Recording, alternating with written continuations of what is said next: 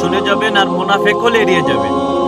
কারণ এই দোয়াটা পাঠ করলে আল্লাহ তাআলা আপনাকে নামাজি বানিয়ে দেবেন, নামাজের মধ্যে উল্টাপাল্টা চিন্তা দূর করে দেবেন।